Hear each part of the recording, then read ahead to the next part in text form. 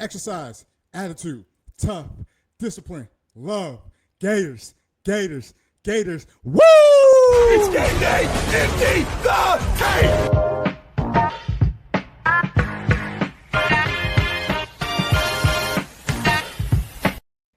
Well, ladies and gentlemen, we are here. It has been announced, Aaron PHILO, QB1 for the Florida Gators, for the John Summerall Gators, for the Buster Faulkner 2026 offensive Florida Gators.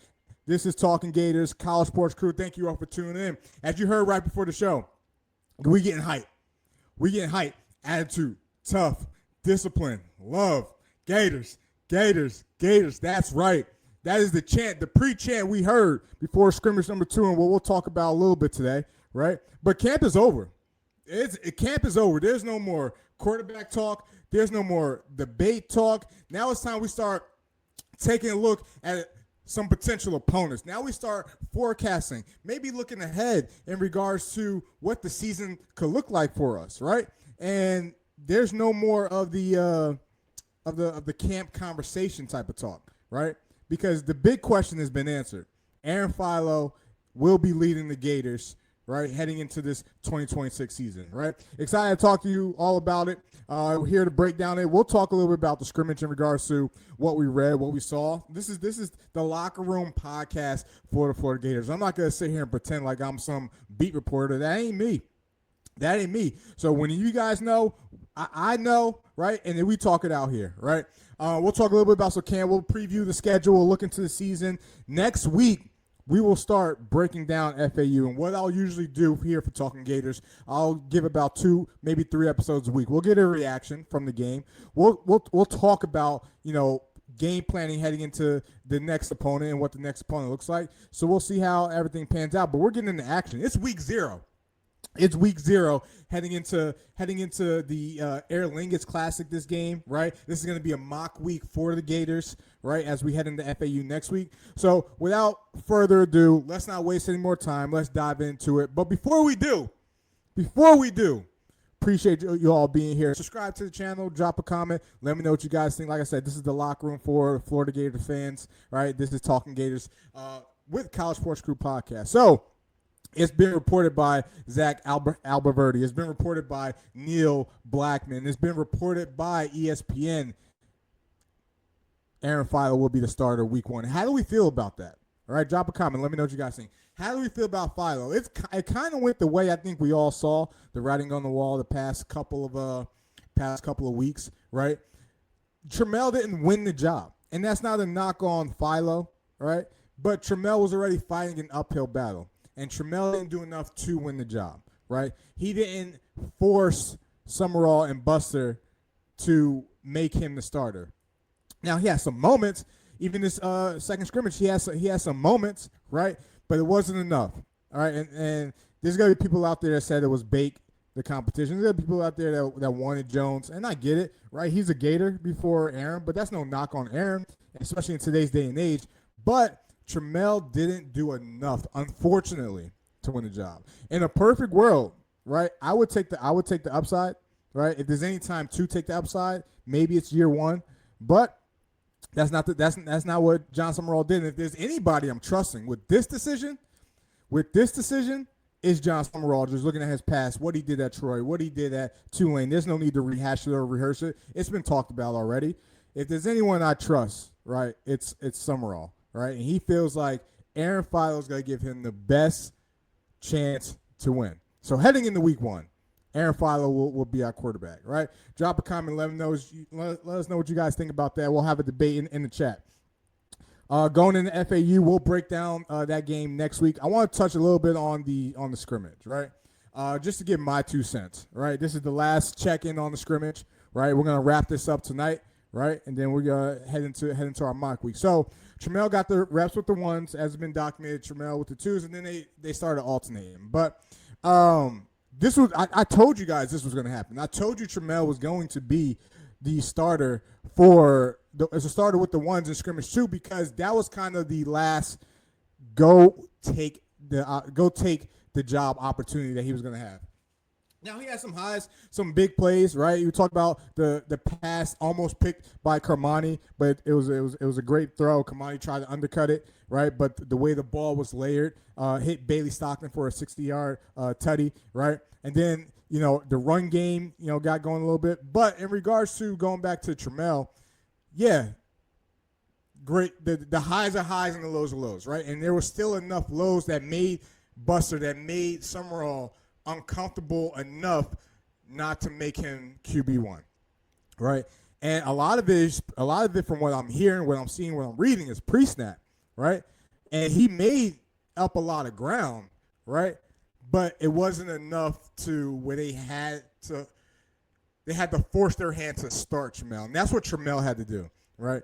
Trammell had to force them to start him, but that didn't happen. Trammell still got a bright future. Just got to learn Buster's playbook, Buster's scheme, what Buster wants, how Buster wants him to play within the system. That's it, right? So it's going to be interesting to see how this pans out. I'm pretty confident if it goes the way we think it's going to go, we will see Trammell within the first 2 weeks, right?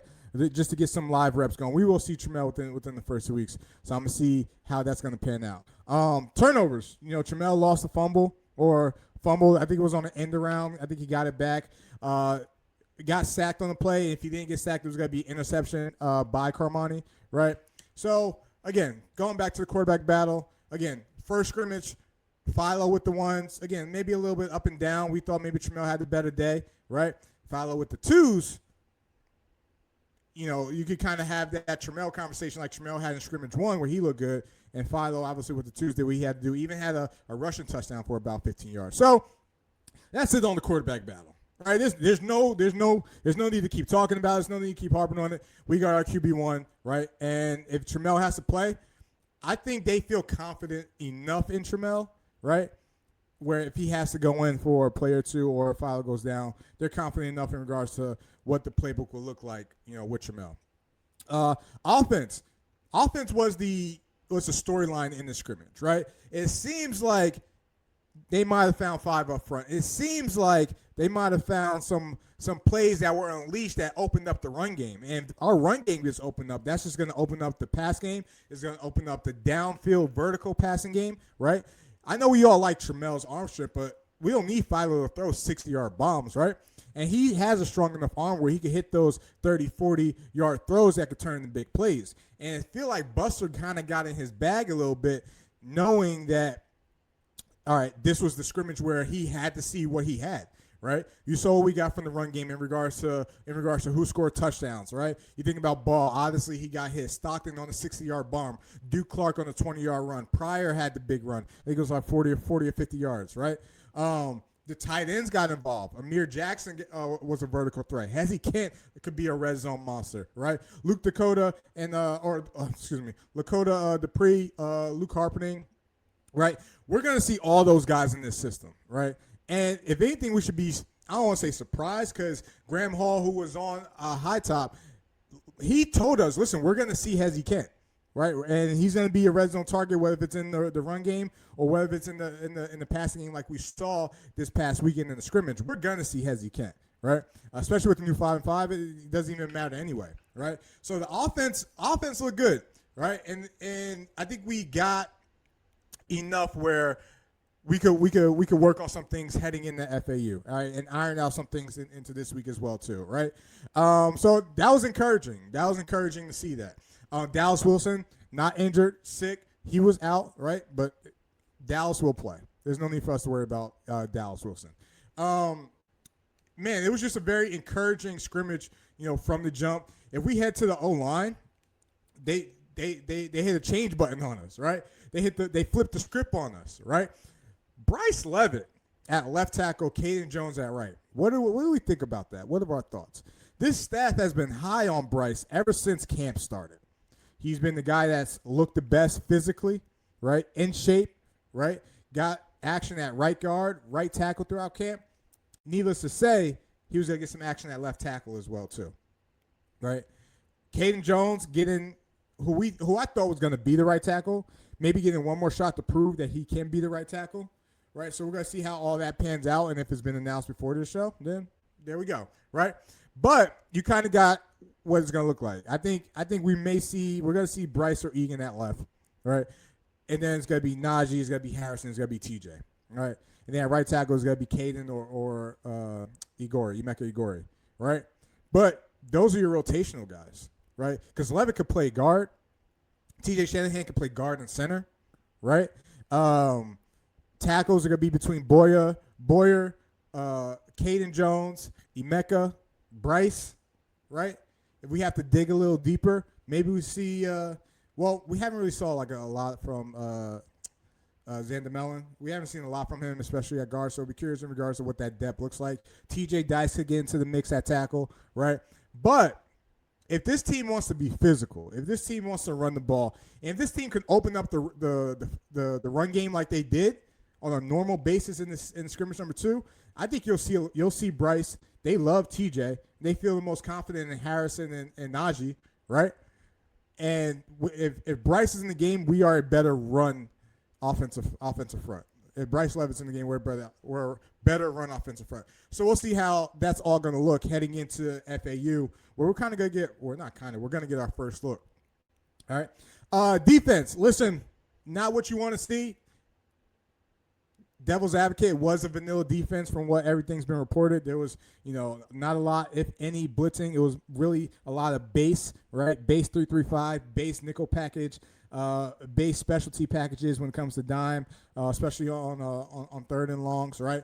So maybe we just wanted to get work and see, because there's going to be times where we're going to have to be in base coverage and stop the run. We're going to have to be in base coverage and stop the pass and not give up big plays. If there's one thing that was concerning was the amount of big plays, right? 60-yard bomb, 40-yard touchdown, 60-yard touchdown, 20-yard touchdown, right? It's one thing to give up plays, and a big play in college football terms, 25 yards or more, right? We can't be giving up those big plays. So I'm sure that's something Brad White, not necessarily saying that he wanted to get big plays on film, but he wanted to get certain situations and certain looks and see, all right, what do we need to change if we're in base? I'm sure he wanted to get those looks on film, right? So offense won, defense had a little bit of a slow start, right? But we'll see how all that looks, right? Miles Graham, we all saw the big hit. Kermani, I'm pretty confident, is locked down the 2 spot. Ben Hanks has been the dog, right? What you saw is going to be our defense, right? You got the Jack in our guy Jalen, right? Why am I blanking on his name? Whatever. You guys know what I'm talking about. Miles Graham, J. Rob, who else? Aaron Childs, McLeod, LJ McCray, right? These guys, Jaden Woods. These guys are just ready to be unleashed, just ready to get after another color jersey, and we're excited to see how it pans out. I'm excited to see how it pans out, right? But yeah, listen, let's dive into the schedule a little bit. Let's kind of give a season outlook on what it's going to look like, what it could look like, the potential of this upcoming season for us. Obviously, it starts September 5th in the Swamp, FAU. And that's going to be a good game. That's going to be a good test for us because this is a team that likes to pass the ball. We'll dive into a scouting report next week on them. Our defense and our secondary, our back seven is going to be, I don't want to say like tested, but we're going to get some looks that we need to get on film to kind of see how we can adjust. Campbell, FCS school. Listen, I played FCS. It is what it is. We should be able to dominate our first 2 games. Then we get into that Auburn game, our first litmus test, right? How do we match up against an Auburn team? All right, against a coach, against a team that we are similar or, being compared to is similarly, right? That's going to be an interesting game. I think that game is the one I have the most intrigue about because I think it sets the tone for the next 5-game stretch we're about to go on. We lose Auburn, it's going to be an interesting season, all right? Now, we beat Auburn, and how it looks, we're set up for – maybe getting Ole Miss a wounded animal by that time. So we're gonna see how all that pans out, right? Ole Miss, they're coming off the LSU game, right? Physically, mentally, what are they gonna look like? Are they still going to try to find their groove? Remember, it usually takes the first month for teams to kind of get acclimated and get used to what the season repetition or get the feel of the season, right? How are they feeling by that time when they have to come to Gainesville that day? Missouri on the back end of that, right? South Carolina, right? It's gonna be an interesting battle, right? Texas bye, all right? Georgia, Oklahoma. We got a little bit of a run. Right? We got 5 schools in a 7-week stretch, all in the top 25. And South Carolina is no slouch. I don't care what anyone says. They're going to be a little bit different. I think they're going to be better I think they're going to be similar to 2024 versus 2025, right? So we'll see how all that's going to look. Georgia, listen, I know Gator fans are feeling it. I know we could sense the momentum, but at the end of the day, it's still Georgia. So, we'll cross that road when we get to it. Oklahoma, or the Urban Meyer game, the 2008 reunion of the national championship game. I wish we would have went all white, but that's a story for a different day, right? Kentucky, Vanderbilt, right? If we could get through that middle stretch, if we could get through in October, right, I think 8 wins is doable. If we go 9-3, we're a playoff team. There's no way you could look at that schedule having to face 5 top 25 teams in 7 weeks, and if we finish 9-3, not say we're a playoff team. There's no way. You're leaving Florida out, right? But I don't want to get too far ahead of ourselves, right? This mock week may be a little bit of a slower week because, again, we don't play till next Saturday, right? If, in a perfect world, we'll be there. We're going to try to make things happen. We'll be there. So we'll see how everything is going to pan out. But FAU September 5th, they will see QB1 Aaron PHILO. How do we feel about PHILO? How do we feel about this offense, right? What's our confidence level, right, with this offense now? Because we've seen this team be built from spring practice, spring game, the beginning of fall camp to now.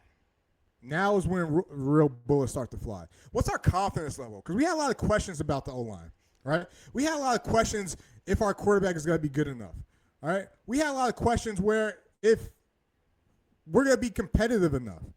But from everything you see, you read, you hear, videos, right?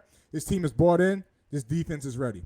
This defense is ready to prove something that maybe they feel a little bit unappreciated. Maybe they feel a little bit disrespected, right? Hungry dogs got to eat.